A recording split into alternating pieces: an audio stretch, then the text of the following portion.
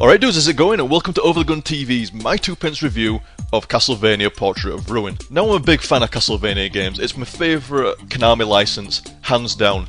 In fact, it's actually one of my favourite platforming licenses.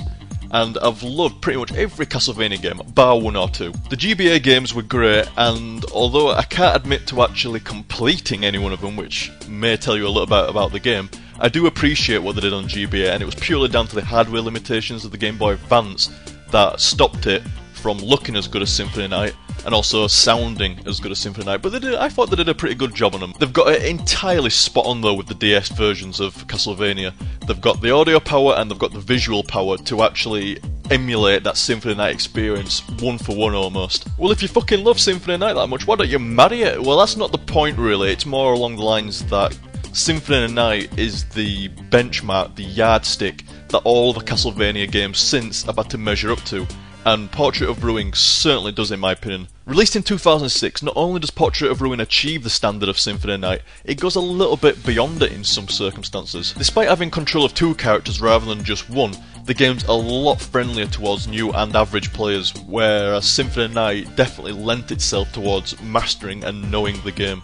There's still situations when knowing which character to use or what spells or what abilities to use will definitely benefit you in a similar style to Symphony Night, but the game leads you towards using which character. It gives you hints and explains how to use your abilities correctly. It's these same abilities that make the game really interesting in my opinion. Charlotte, the female protagonist, she has such a wide array of spells and the books which do different things for the melee attack. Very well executed, very fun. You can just start casting a spell which is achieved by holding up and pressing the attack button, and she'll have like a cast bar similar to an online RPG. The earlier you release the spell, the weaker it'll be if you charge up to max, then you get the full level of the spell. Jonathan, the male protagonist, is your typical Belmont. He's got a whip, he likes to whip shit out of zombies and skeletons and bats and Medusa heads and whatever the fuck comes in his way. He does get quite a host of other weapons such as maces, knuckle dusters, swords, all that good shit that I like to see. He's also got your standard issue kind of like axes, daggers. I presume he gets crosses and all that good shit later on as well. The axes and the daggers use the MP bar like they've always done in Castlevania games, but the big difference in Portrait of Ruin, which stoked me somewhat, is that the MP bar actually regenerates, which eliminates the need to go around hunting for hearts so you can use your axes and your daggers again.